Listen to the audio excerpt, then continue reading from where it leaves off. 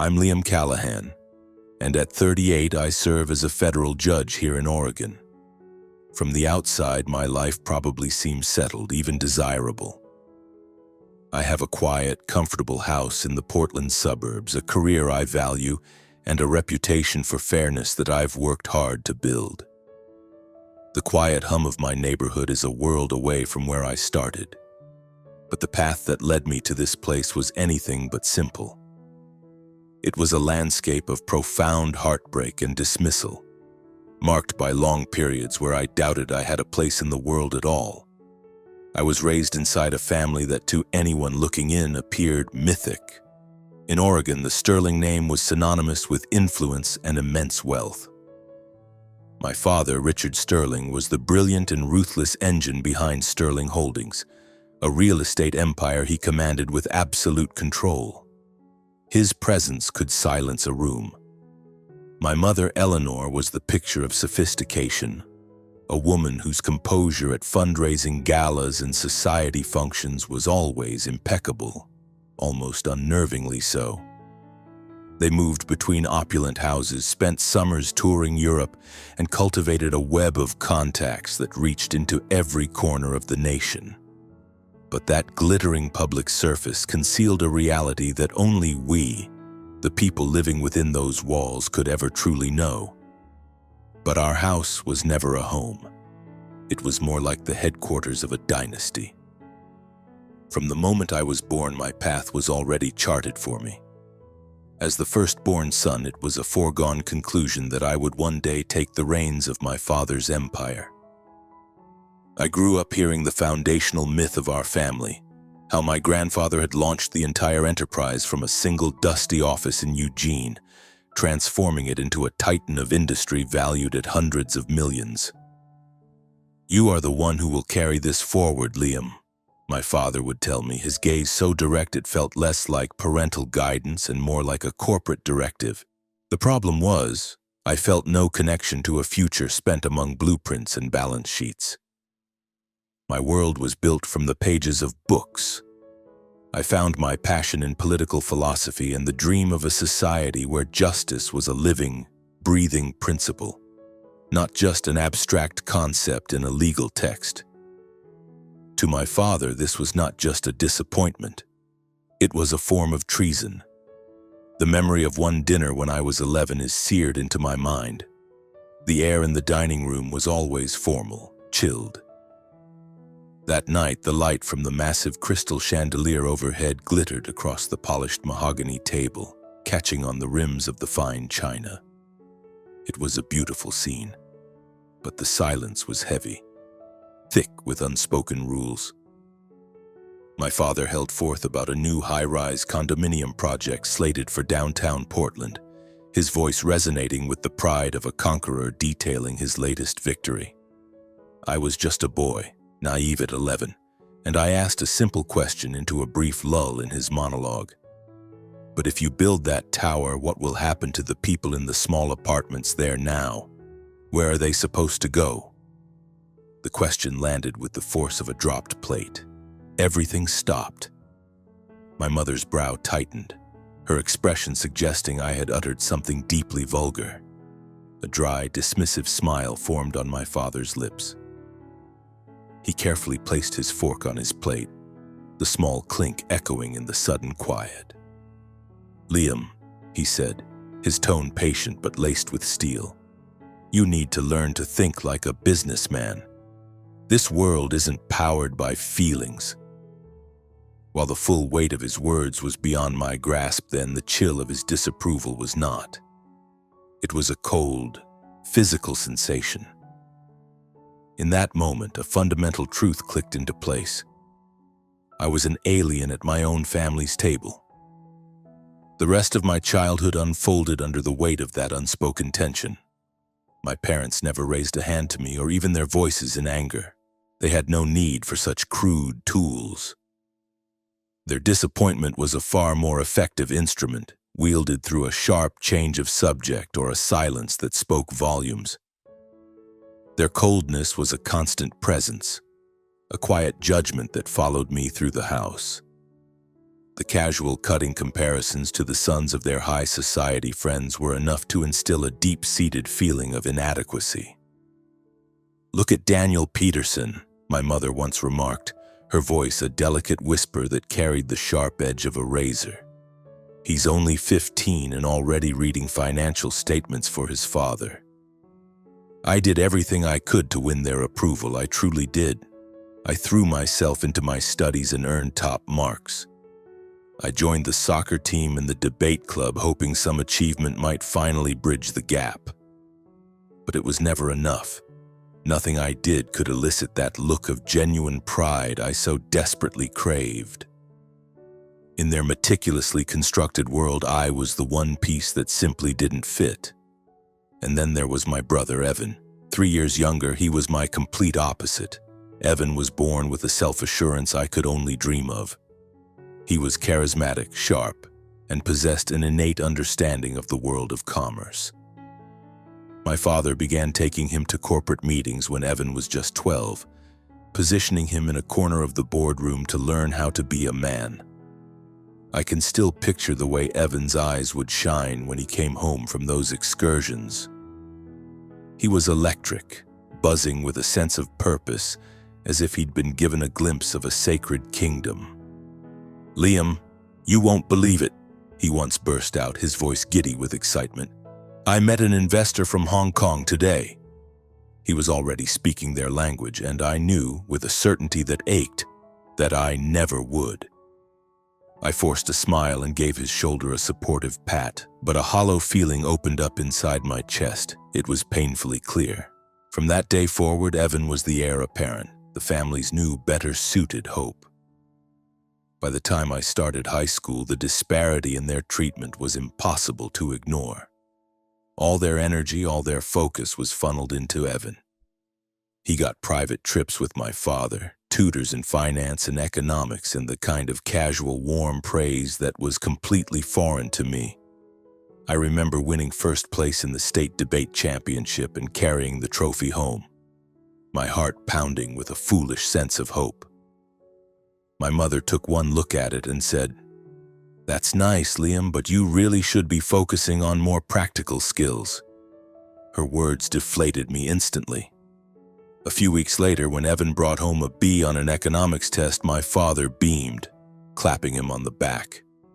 "That's my boy," he said. It wasn't jealousy I felt toward Evan. I genuinely loved my brother. But the feeling of being an afterthought, a ghost haunting the halls of my own house, became a constant companion. The situation reached its breaking point when it was time for me to apply to college. After years of careful consideration, I knew exactly what I wanted to do. My heart was set on studying political science at the University of Oregon. It was my dream, a path I had meticulously planned. I yearned to understand the machinery of political systems, to find levers that could make society more just. But when I finally shared my plans with my parents, their response felt like a physical blow.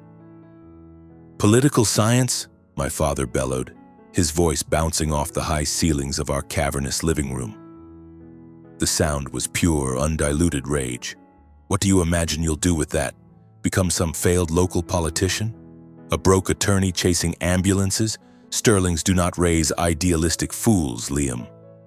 My mother remained silent, but the look she gave me, a cocktail of profound disappointment and almost pity, was more wounding than any of my father's shouting. I can still feel the suffocating atmosphere of that evening.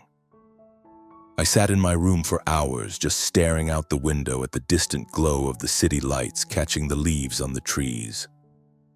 A part of me wondered if I was making a terrible mistake, if I should just surrender and become the person they wanted me to be. But then my mind filled with the faces of the people I'd met at debate competitions, the powerful stories of inequity and struggle I'd encountered in my reading. I knew with absolute certainty that I couldn't build a life on the foundation of someone else's expectations. I submitted my application to the University of Oregon and was accepted. I went, defying their wishes. They didn't try to stop me, but what they did instead was far more cruel. They cut me off emotionally. Our conversations withered into clipped, functional exchanges. Have you eaten? How are your classes?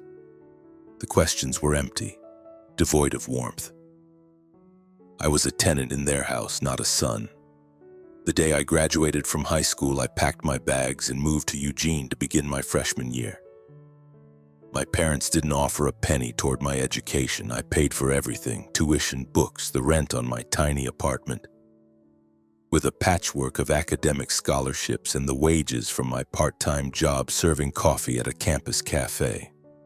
All the while, Evan was sent off to an elite business school on the East Coast, his every need lavishly underwritten by our parents. I never held it against Evan. He was following his own path, one that genuinely excited him. But I couldn't escape the sting. Every time my mother would mention on a rare phone call that Evan had been invited to some exclusive business gala, or my father would boast about an impressive internship Evan had landed, the old wound would throb. It wasn't just about the financial support, it was about the complete withdrawal of their presence in my life. I felt utterly adrift, severed from the only anchor I had ever known. My years at university were defined by a profound sense of isolation. To fill the void, I poured all my energy into my work. I lived in the library, surrounded by stacks of dense legal texts, and channeled my frustration into debate competitions. It was there, immersed in the logic and structure of jurisprudence, that I found my true calling. I fell in love with the law, not for the promise of wealth or prestige, but for its potential to be a tool for justice, a way to make a tangible, positive difference in the world. My dream solidified.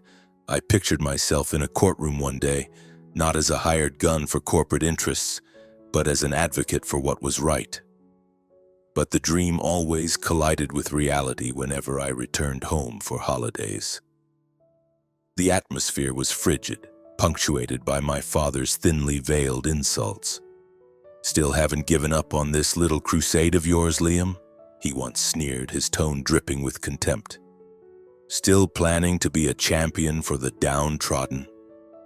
I learned to say nothing in response, to absorb the blow and let it fuel the fire inside me. His condescension only strengthened my resolve. After finishing my undergraduate degree, I went straight into law school for another 3 grueling years. That period was, without a doubt, the most challenging of my life. I was in a constant state of motion, a blur of studying, attending classes, and working multiple odd jobs just to keep my head above water. There were nights I survived on 3 hours of sleep, my brain buzzing with legal statutes and the intricate details of case law. But the exhaustion never made me question my choice. I knew, with a certainty that was almost physical, that this was my path, no matter how solitary it felt. During those same years, Evan had joined Sterling Holdings. He was immediately given significant responsibilities, managing major development projects and being celebrated by my parents as the flawless successor. In the narrative they told their friends, it was as if I no longer existed. I had been written out of the family story. I was a ghost, an inconvenient footnote in the pristine chronicle of the Sterling family. Then, a few days after I graduated from law school, my degree a hard-won piece of paper in my hand, my father summoned me home.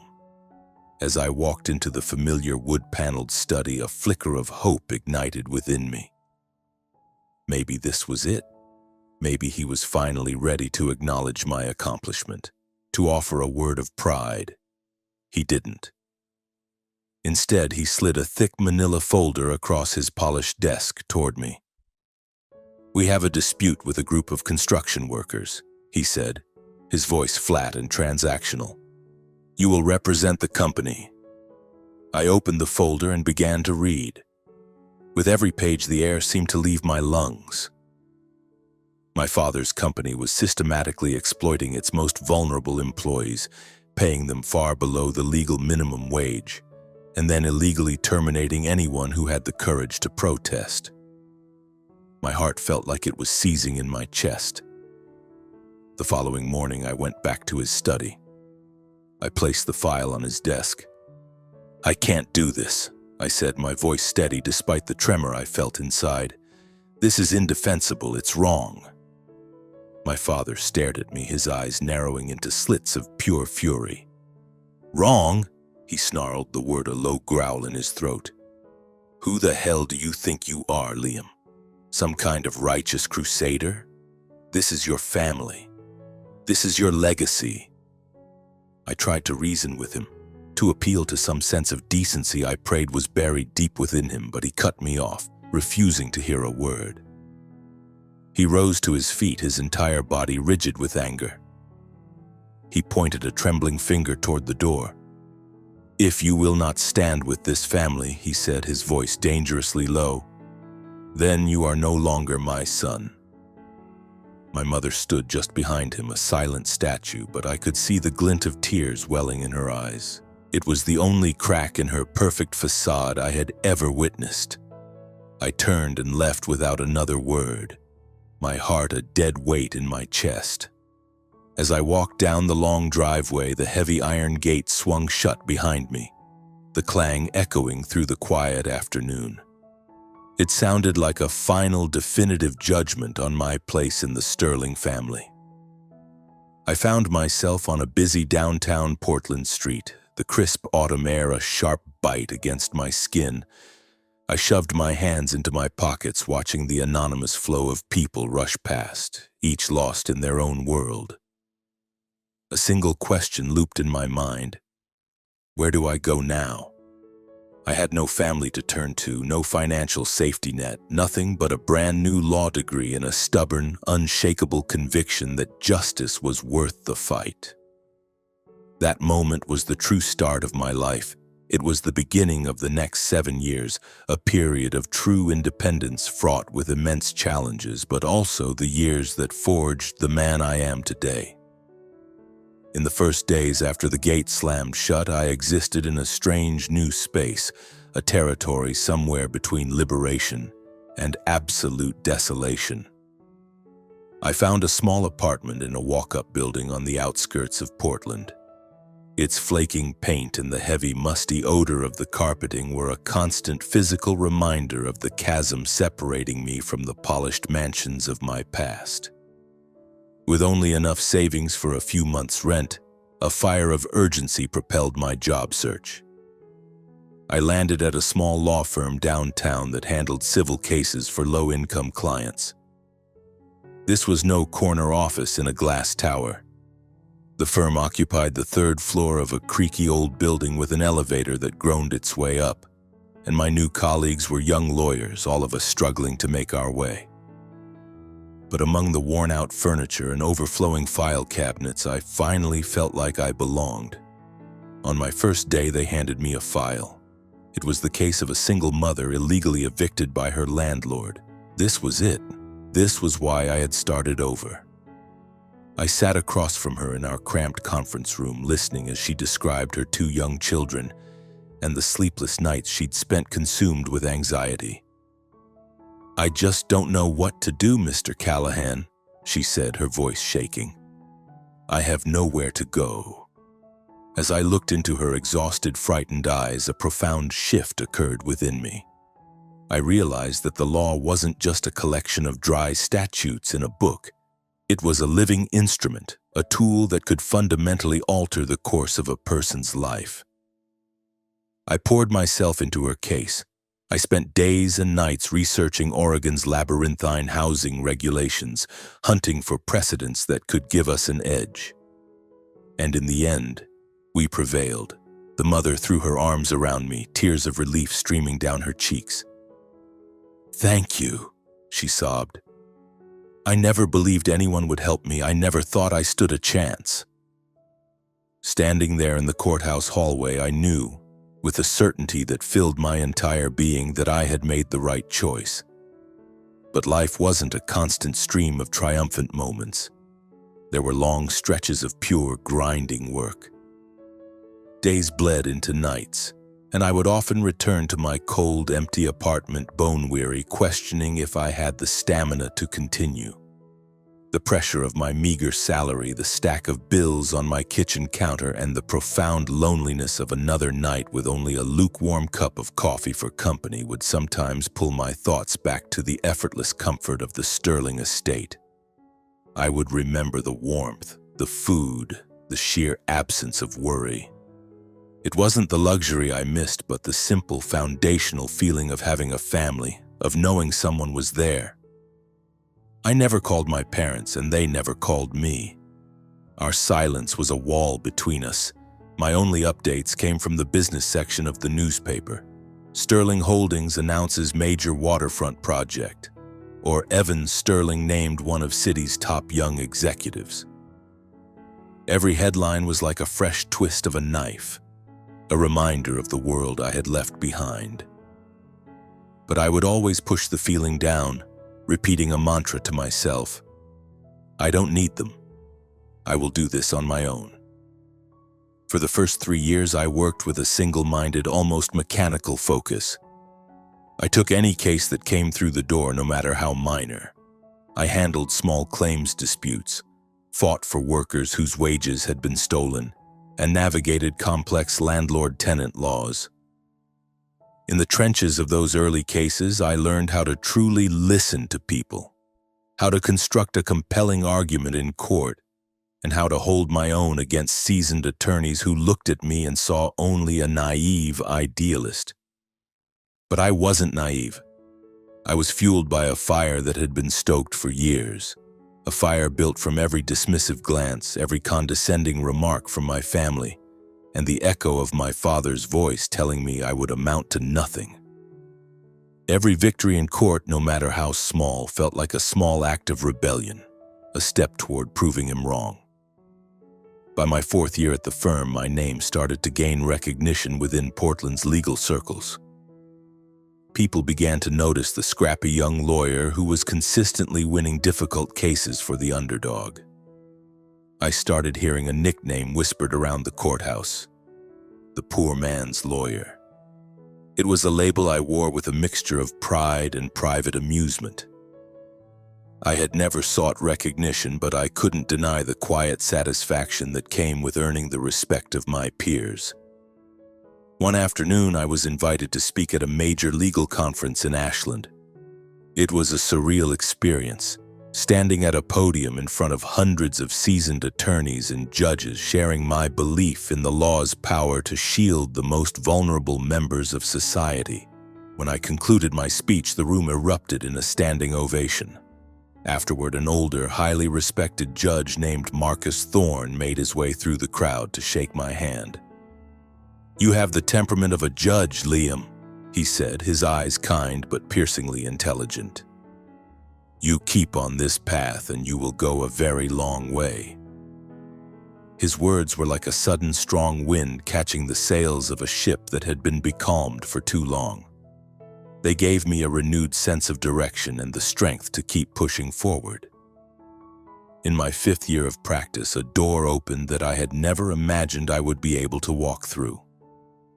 A seat on the state bench here in Oregon became available. It felt like a turning point so significant I had never even dared to dream of it. The application and vetting process that followed was the most rigorous ordeal of my life. There were long, intense interviews probing questions about my ethical philosophy, and a palpable undercurrent of doubt from some on the committee about whether, at my age, I possessed the necessary gravitas for the role. But my record of success in the courtroom and the strong recommendations from respected figures in the legal community, including Judge Thorne, carried me through. The day the official letter of appointment arrived, I sat on the edge of the lumpy couch in my tiny apartment, holding the thick stationery in my trembling hands, and for the first time in years, I wept. They weren't tears of sadness, but of overwhelming release. I had actually done it. The boy who had been cast out, dismissed as a failure by his own family, was now a judge, a person entrusted with the immense power to shape lives and deliver justice. Serving on the bench was a world apart from being an advocate. The moment I first took my seat behind the elevated dais, I felt the physical weight of the responsibility settle onto my shoulders. Every case, every ruling became a profound test of my commitment to fairness, a challenge to remain impartial and hold true to my principles, even under intense scrutiny. There were cases that haunted me long after I left the courtroom, keeping me awake at night. I remember one in particular involving a desperate father who had stolen food to feed his family.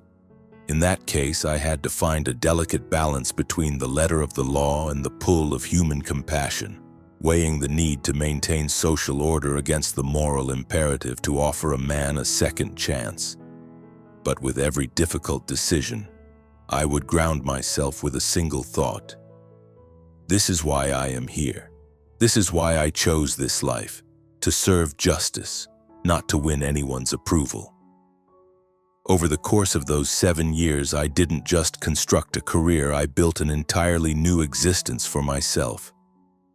I forged deep friendships with colleagues who shared my ideals.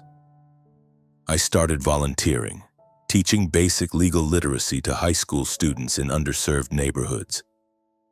On weekends, I'd take my old bicycle out on the trails around Portland, breathing in the clean, damp air and feeling a sense of peace I'd never known. I learned to cook, mostly disastrously at first, and discovered a profound contentment in simple pleasures, like reading a book by my window during a long, rainy afternoon. And yet, no matter how much I filled my days, a quiet, persistent ache remained, an emptiness that nothing seemed to touch.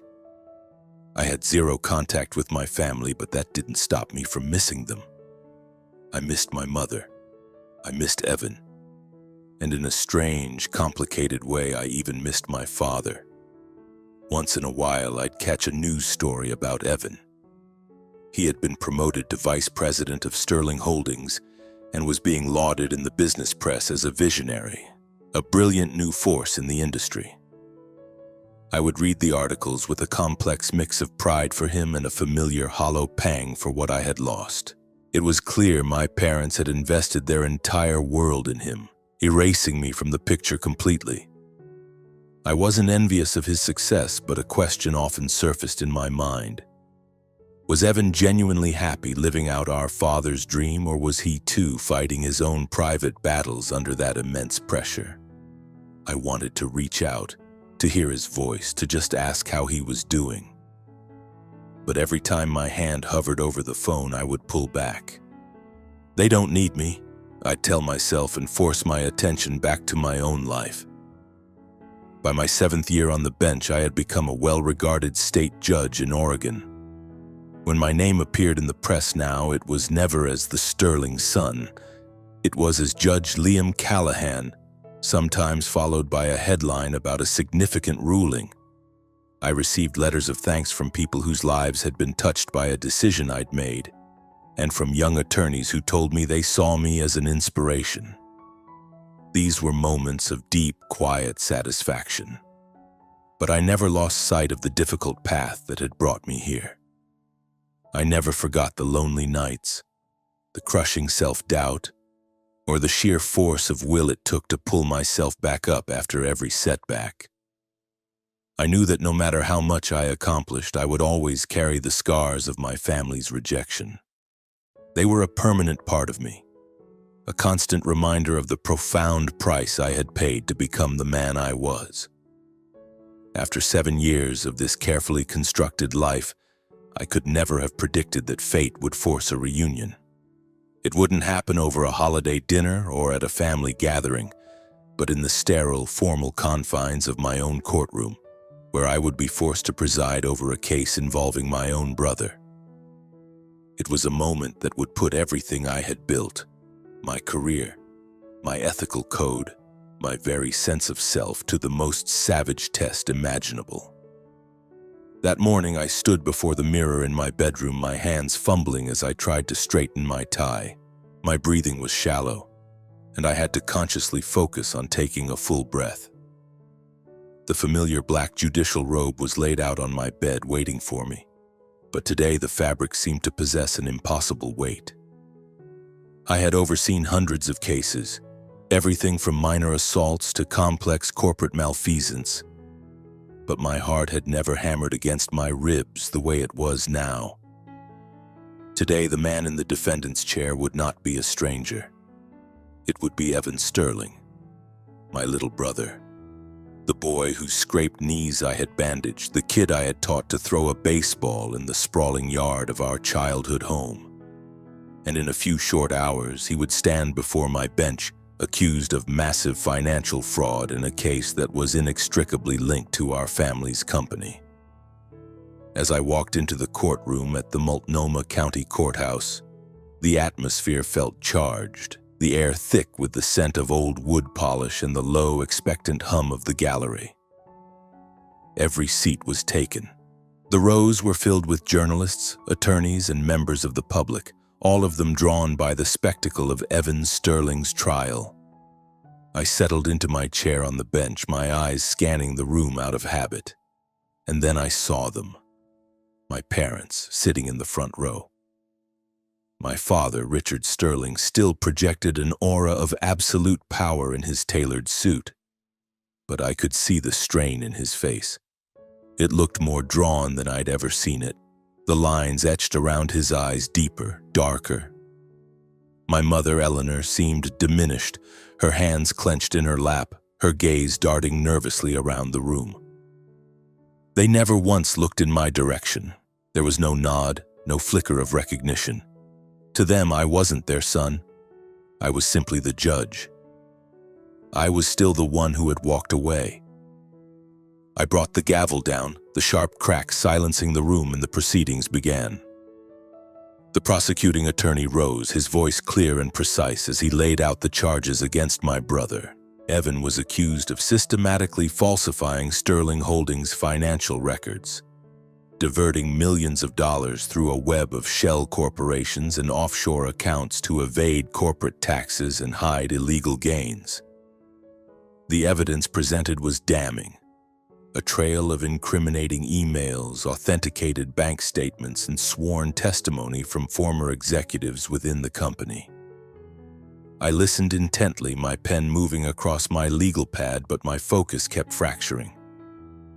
My mind was flooded with images from the past, of Evan as a little boy, maybe 8 or 9, chasing me through a field, his laughter echoing as I pretended to let him catch me. How could that joyful child have ended up here? Evan's lawyer, a slick, self-assured man in his 50s, argued that the entire situation was the result of a complex accounting mistake, a clerical oversight, and that his client had no intent to defraud anyone. But when I looked at my brother sitting at the defense table, I saw the lie in that story. This was not the confident, charismatic Evan I remembered. His eyes were shifty, refusing to meet anyone's gaze for more than a second, and his shoulders were slumped forward as if he were carrying an immense, unseen weight. A cold thought entered my mind. Is this the cost of fulfilling our father's ambitions? The trial wore on, a long day of sharp-edged arguments and procedural motions. The tension in the courtroom was a palpable thing. I projected an image of judicial calm, my expression unreadable, but inside a war was raging. Every piece of evidence, every damning document presented by the prosecution felt like a personal blow, not just to Evan, but to the entire Sterling legacy, the dynasty my father had worshipped above all else. During the midday recess, I escaped to my chambers, shut the door, and sank into my chair, burying my face in my hands. The urge to scream was overwhelming. I wanted to storm down to the holding cells and demand an answer. Why, Evan? Why did you let it come to this? But I was bound by my role. I was the judge. My personal feelings had no place here. My only obligation was to the law. On the second day of the trial, just before the morning session began, my clerk buzzed my private line. "Someone is here to see you, Judge Callahan," she said. I told her to send them in, assuming it was one of the attorneys with a last-minute motion. But when my chamber door opened, it was my mother who stepped inside, She was dressed in a simple wool cardigan, a stark contrast to the designer gowns I remembered. "Liam," she began, her voice unsteady. I just needed to speak with you for a moment." I motioned toward the chair opposite my desk, but my chest felt tight, constricted. This was the first time we had been in the same room, let alone spoken, in 7 long years. Are you well?" she asked, her eyes scanning my face as if searching for a ghost, for the boy I used to be. I gave a short, stiff nod. "I'm fine, Mother," I answered, the word feeling foreign on my tongue. She fell silent for a long moment, twisting her hands in her lap. Then her voice dropped to a near whisper. "Evan, he didn't mean for any of this to happen, Liam. He was just under so much pressure, your father. He expected so much from him. You know how he is." I looked at her, my resolve hardening against the wave of emotion that threatened to rise. "Mother, I cannot discuss the details of this case," I said, my voice flat, professional. "I am the presiding judge." She nodded, but her eyes were desperate, pleading. "I just want you to remember that he is your brother," she pressed. "Family is the most important thing, Liam." I didn't answer. I simply stood up, walked to the door, and held it open. "You should go back to the courtroom," I said, my voice softer than I intended. "We are about to resume." As she walked out, a part of me splintered, but I knew, with a terrifying certainty, that if I allowed my emotions to enter that courtroom, I would betray everything I had worked for. I would lose myself completely. On the 3rd day, my father made his play. He didn't approach me himself. His method was far more insidious. He sent an emissary, Marcus Thorne, the respected retired judge who had been my mentor, the man who had encouraged me all those years ago. Judge Thorne entered my chambers with his usual warm smile, but I immediately detected an unfamiliar tension in his demeanor. "Liam," he began, his voice lowered conspiratorially, "I hear you've got quite the hot potato on your hands." He paused. "You know, a judge's career can often hinge on how they navigate delicate matters." My brow furrowed. I decided to meet it head on. "What are you trying to say, Marcus?" I asked, my tone sharper than I intended. He gave a soft, paternal chuckle and patted my shoulder. "Just a bit of friendly advice, my boy. Sometimes a little flexibility, a little leniency can prevent a great deal of future difficulty." The meaning was unmistakable. This was my father's work, pulling strings, using his network to try to influence the outcome. I stood up, meeting his gaze directly. "Thank you for your counsel, Judge," I said, my voice cold. "But I will adjudicate this case based on the evidence and the law. There will be no exceptions." His smile vanished. He nodded once, then turned and left my chambers. I knew in that moment I had just stared down a veiled threat. But the pressure didn't end there. A few evenings later, I returned home from the courthouse to find an envelope in my mailbox. It was addressed in my mother's elegant, familiar script, the same cursive I remembered from childhood birthday cards. With a sense of dread, I opened it. Her words flowing across the page were a deliberate and powerful arrow aimed straight at my past. She wrote about the summer mornings when Evan and I would race out into the garden to play, about the time he'd fallen from a tree and I'd carried him all the way back to the house. "You and your brother were our entire world," she wrote at the end. "Please, Liam, don't let this idea of justice tear what's left of our family apart." I sat at my kitchen table for a long time, the letter shaking in my hand. I knew this was more than a mother's desperate plea. It was a calculated move designed to flood me with guilt and nostalgia. I refused to reply. I folded the letter, placed it in a drawer, and repeated my mantra. I cannot let them break me. I will not let them sway me. The trial moved into its final critical stages. The prosecution introduced their most powerful piece of evidence, an email sent from Evan's corporate account to a subordinate, containing an explicit directive to alter accounting figures to conceal a major loss and protect the company's stock price. I looked over at the defense table, my gaze fixed on my brother, silently begging him to refute it, to claim it was a forgery. But he simply lowered his head, his silence a deafening confession. His lawyer scrambled, attempting to reframe the email as a misunderstanding, but the damage was done. The evidence was irrefutable.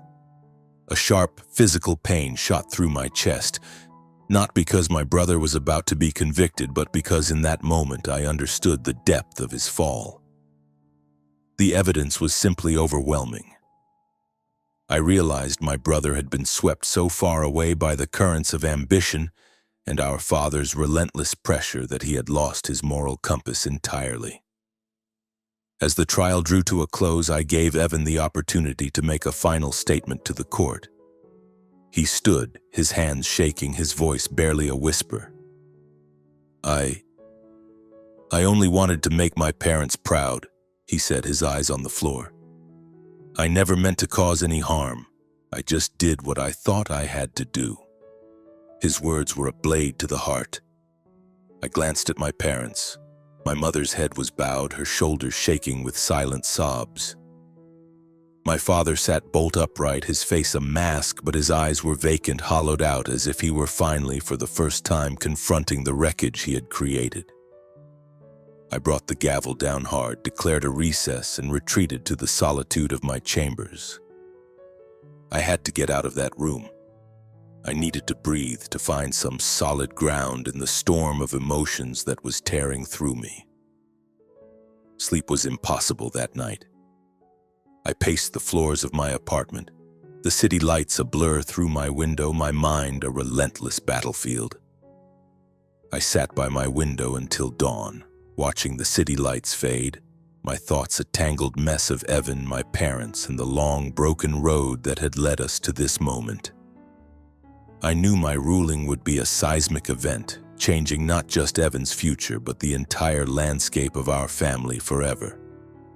But I also knew, with a clarity that cut through the emotional chaos, that if I compromised my principles now, I would lose the very core of who I had fought so hard to become.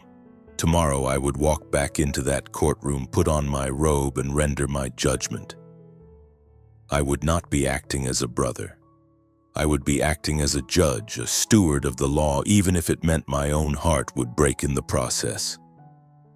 The morning of the final day arrived, gray and overcast. I stood outside the courtroom doors, my hands clenched on the lapels of my robe. Each breath felt like an effort, as if the very air in the courthouse hallway was too thick to inhale. This was it. This was the day I would sentence my own brother. Today, the trial of Evan Sterling would conclude, and the verdict I was about to deliver would not only seal his fate, but also irrevocably sever the last frayed threads of my connection to my family. 7 years. 7 years of estrangement, of painstakingly building a life from scratch, had all converged on this single, impossible moment. I was a judge, poised at the intersection of law and blood. I pushed the heavy courtroom door open. Its slow, deep creak seemed to echo a final warning. The room was at capacity. The press corps was clustered on the left, pens flying across notepads, their cameras poised to capture the drama. The public gallery buzzed with the low murmur of anticipation, a crowd drawn by the downfall of a local business titan. And there, in the first row, sat my parents, an invisible canyon of grief and anger separating them. My father, Richard Sterling, held his posture ramrod straight, the picture of defiance. But I caught the subtle, telltale tremor in his hands, a crack in the granite facade I had never seen before. My mother, Eleanor, looked fragile, her face pale, her eyes red-rimmed and fixed on the empty defendant's chair. As they waited for Evan to be brought in, they did not look at me, but I felt the weight of their combined presence, a physical pressure on my skin. I took my seat on the bench and brought the gavel down. The sharp report sliced through the murmuring, imposing an immediate silence. "We will now reconvene the proceedings in the matter of the state versus Evan Sterling," I announced, my voice betraying none of the turmoil churning within me. The lead prosecutor, a formidable woman named Sarah Jenkins, rose to her feet.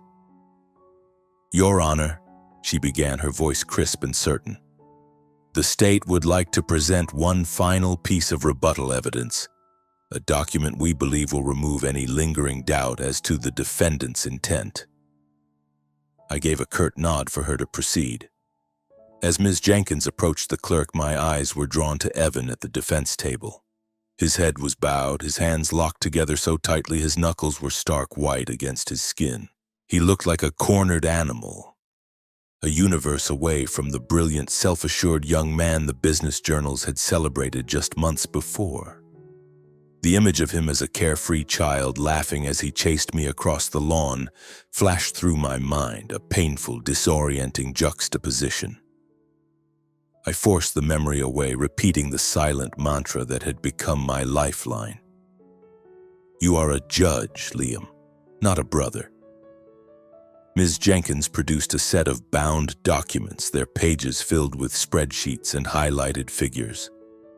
"These are internal financial audits from Sterling Holdings," she explained, "provided to us by an unforeseen witness, Ms. Catherine Reed, the company's former chief financial officer." A wave of whispers swept through the gallery. I banged the gavel once for order, but my own attention was riveted. Catherine Reed. The name was a distant echo from my past. I remembered her, a quiet, fiercely competent woman who had been with my father's company since I was a boy.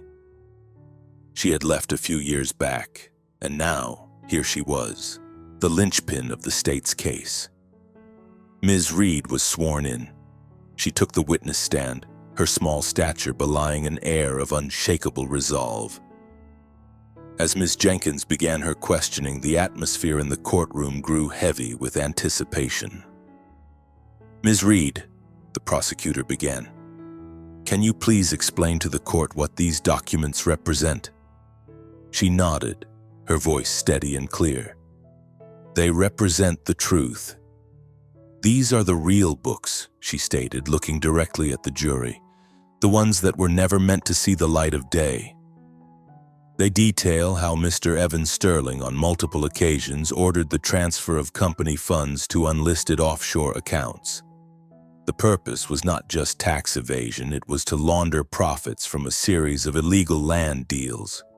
She paused, then added, "I brought my concerns directly to Mr. Richard Sterling. He told me to forget what I had seen." The gallery exploded. The low hum of whispers erupted into audible gasps and exclamations.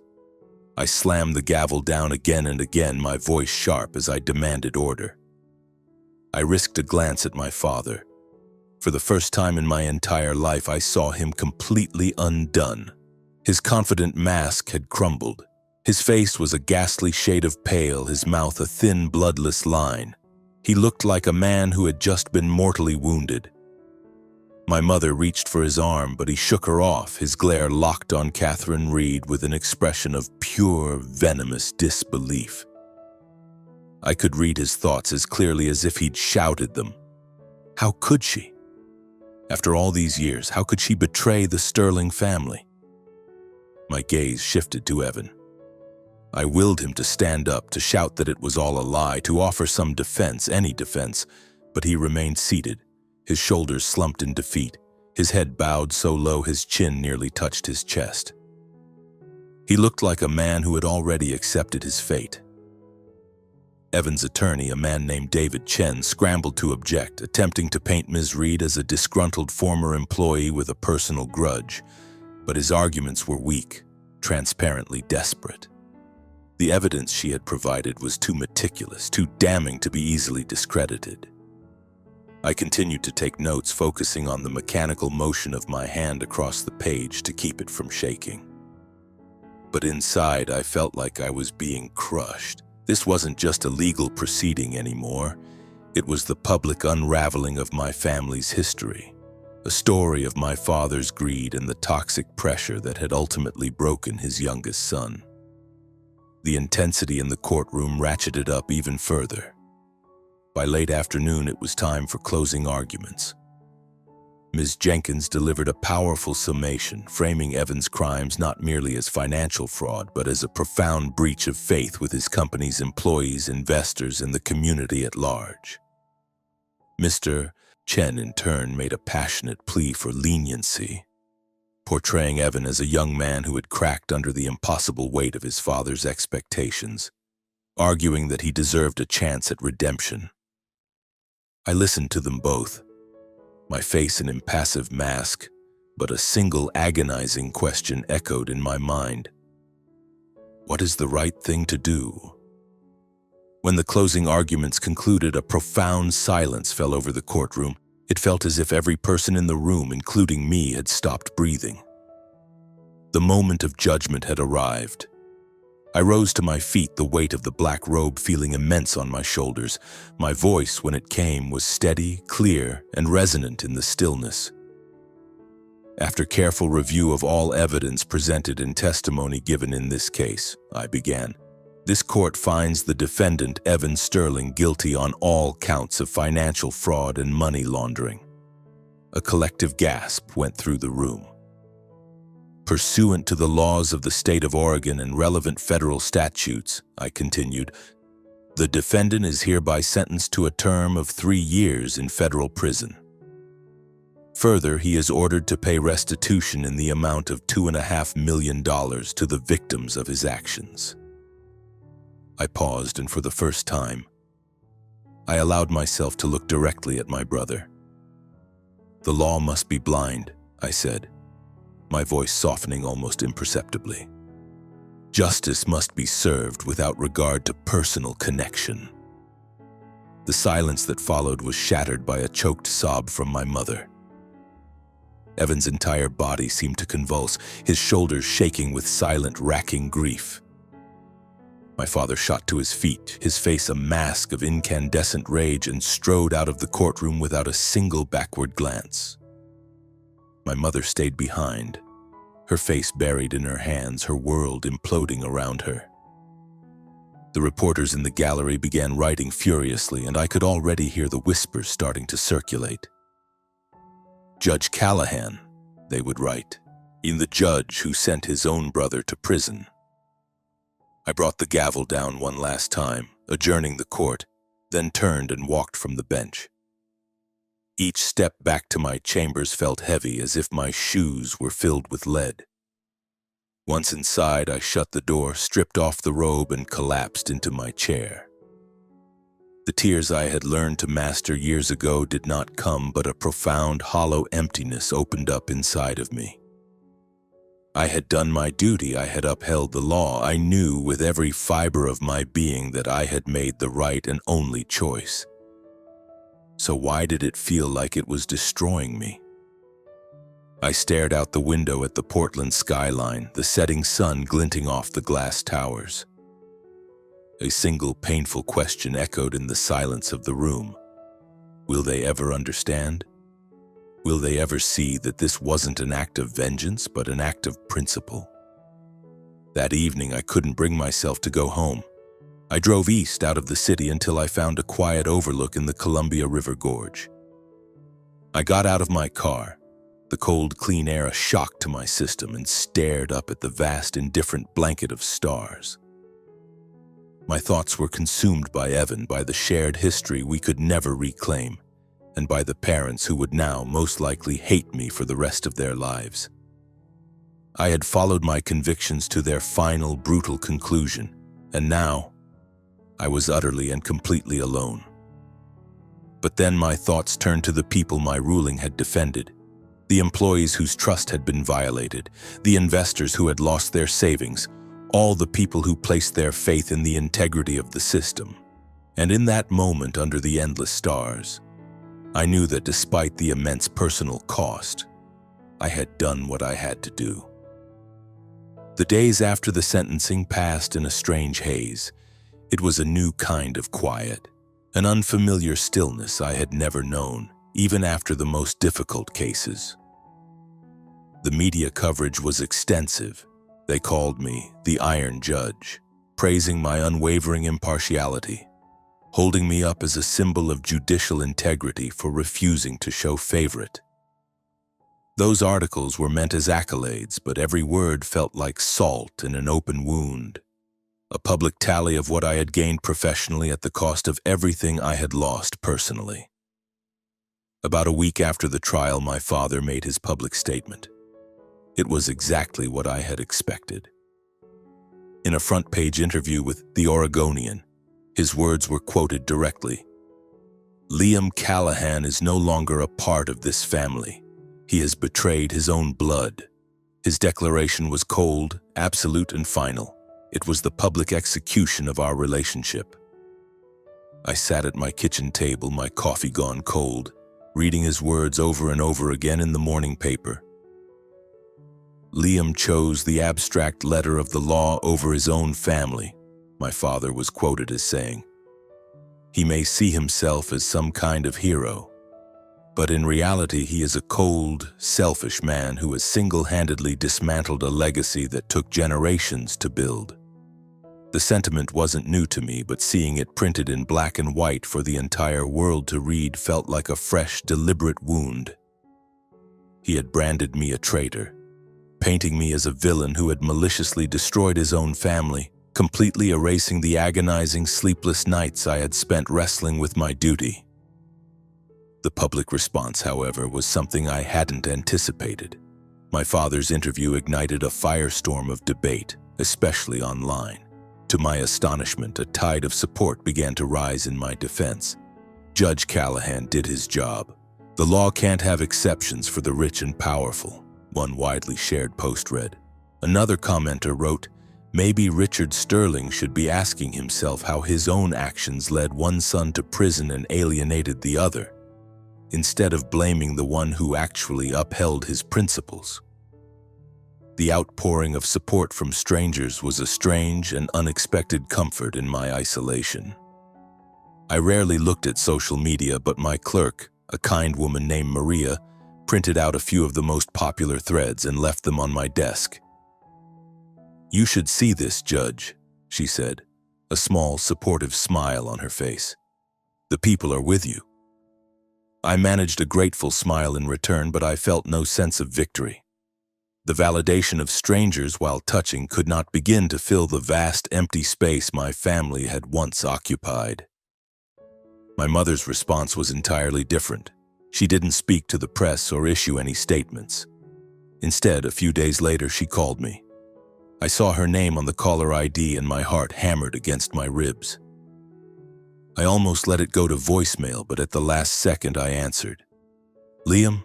Her voice was thin, fragile, but it held a warmth I hadn't heard in years. Could I see you?" A long silence stretched between us. After 7 years of nothing, after the brutal finality of the trial, I wasn't sure I could face her. But some impulse I couldn't explain made me agree. "This afternoon," I said, my voice hoarse. "The coffee shop on Hawthorne." It was a quiet place I frequented on weekends, a cozy spot with exposed brick walls and the comforting smell of freshly ground coffee. When I walked in, she was already there, sitting at a small table by the window, a cup of untouched tea in front of her. She looked years older than she had in the courtroom just a week prior. There was more gray in her hair, and her shoulders seemed to curve inward beneath her simple knit sweater. As I sat down across from her, she looked up. Her eyes seemed to hold a lifetime of things she wanted to say, but she didn't seem to know where to start. "How have you been, Liam?" she asked, her tone gentle, reminiscent of a time long past. I just nodded, determined to keep my composure. "I'm fine, Mother." A sad, faint smile touched her lips. "I've been reading the papers," she said quietly. "They're calling you a hero. But I know this couldn't have been easy for you." I didn't reply, just stared down into my coffee cup, waiting. I knew this wasn't just a social call. She took a shaky breath. "I was wrong, Liam," she said, her voice cracking slightly. "Your father and I, we were so wrong. We put so much pressure on both of you, on you and on Evan. I truly believed that if we just pushed you hard enough down the path we had chosen, you would find happiness there. I was a fool." Her confession left me speechless. In all my life, I had never heard my mother admit to being wrong about anything. She had always been my father's loyal second-in-command, endorsing his every decision, no matter how severe. "When I saw Evan in that courtroom," she went on, her voice trembling now, "I finally understood my part in it. I saw how I had helped push him toward that desperation. And you..." She looked at me, her eyes clear despite the tears. "You did what was right. You did the brave, honorable thing, no matter how much it must have hurt you." I looked back at her, struggling to find my voice. My throat felt tight, constricted. "Mom," I finally managed to say, "I never wanted to hurt him or you. But I couldn't let my personal feelings dictate my ruling.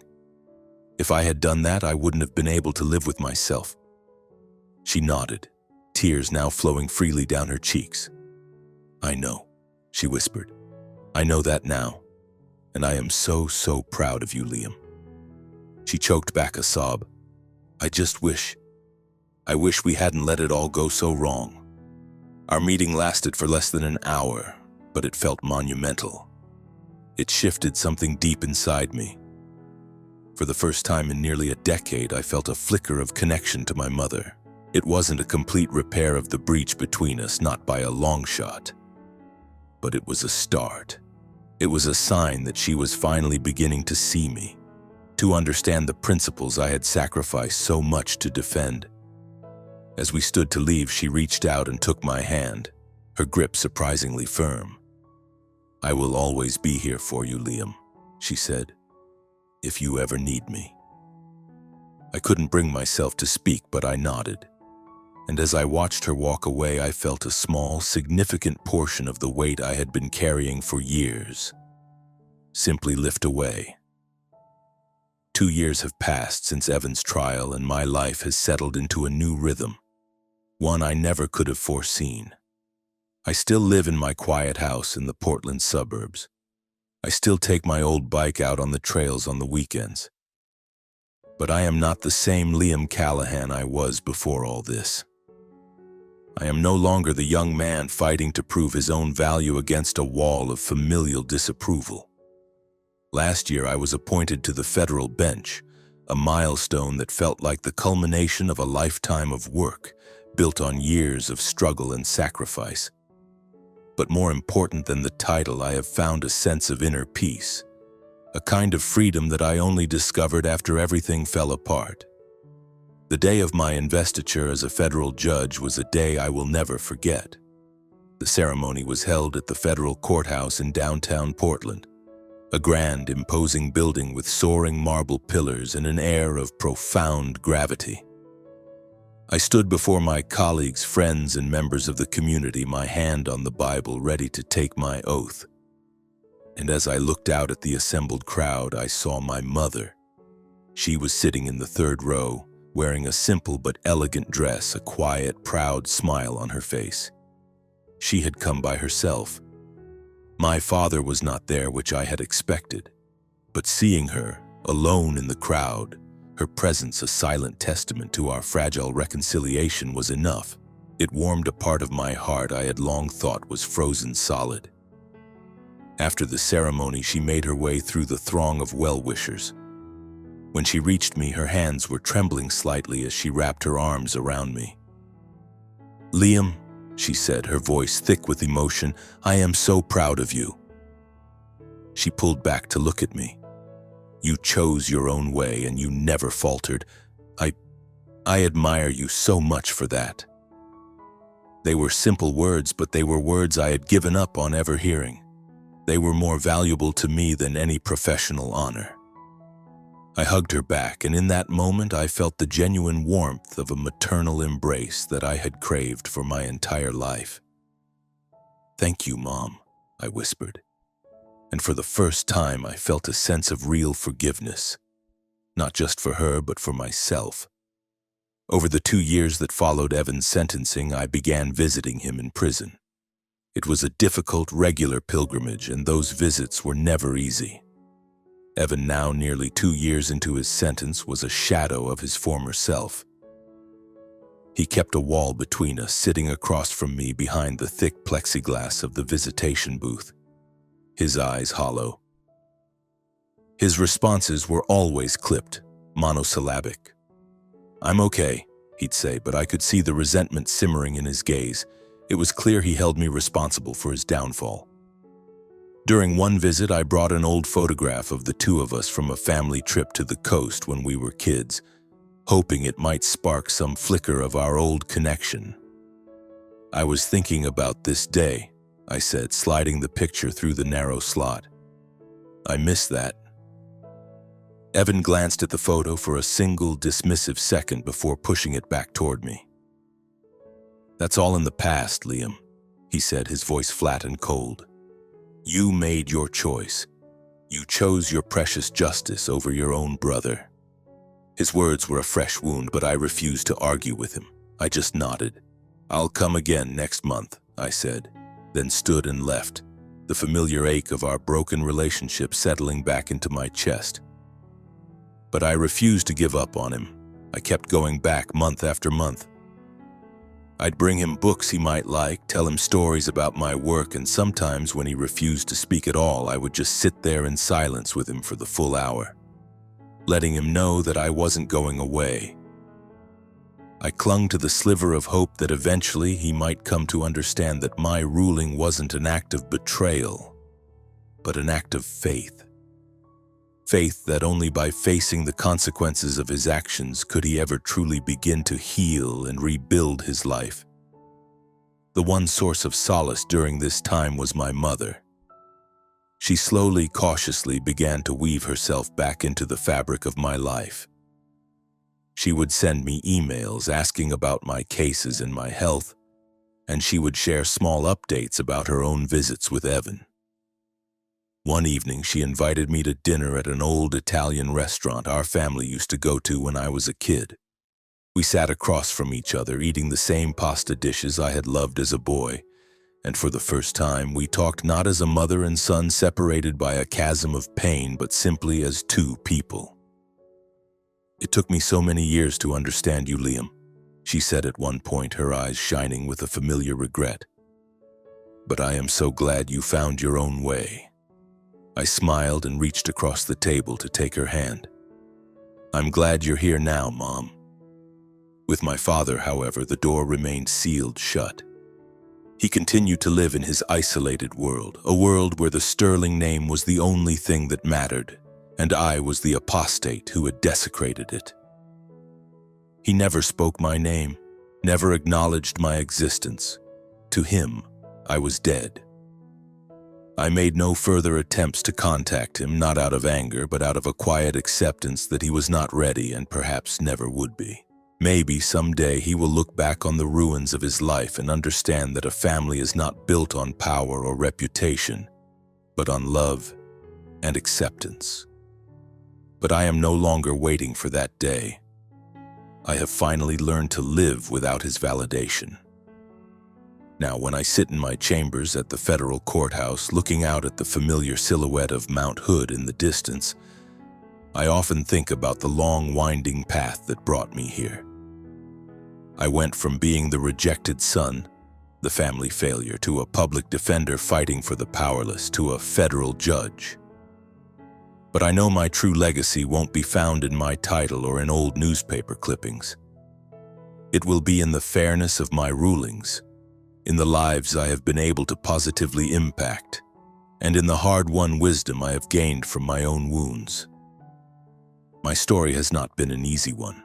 I still have nights where I lie awake and wonder if there was a different way, a path I could have taken that might have saved Evan from himself, or made my father see that my pursuit of justice was never a rejection of him. But those moments of doubt are fleeting. I have learned that you cannot change who other people are. You can only be true to yourself. I do not regret the decision I made in my brother's case, even though it cost me so much. I still believe that justice, no matter how painful, is the only path toward accountability and ultimately the only chance for genuine redemption.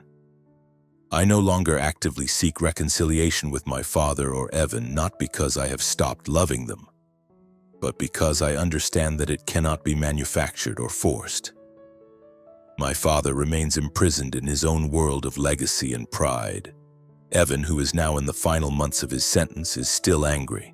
But in our most recent visits, I have seen the first glimmers of self-reflection. I continue to visit him, holding on to the hope that one day he will understand, and my mother has become a quiet, steady presence in my life again.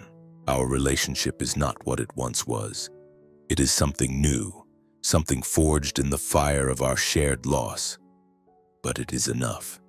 It is enough to remind me that I am not completely alone. If I could offer one thing from my own experience, it would be this. Live your life in accordance with what you know to be right, even when, especially when, it defies the expectations of others. Justice, integrity, and being honest with yourself, these are the things that are truly priceless. They are the only things that can never be taken from you. There will be moments when you feel isolated, when you are misunderstood, when you are cast aside by the very people you love the most. But in those moments, you must remember that your value is not determined by the approval of others. It is found in your resilience, in your ability to get back up after you have been knocked down, and in your courage to stand by your principles, whatever the cost. I look out my window at the afternoon sun lighting up the distant snow-covered mountains, and I feel a sense of peace. I don't have the perfect family, I don't have the immense wealth or the corporate power my father wanted for me. But I have something else.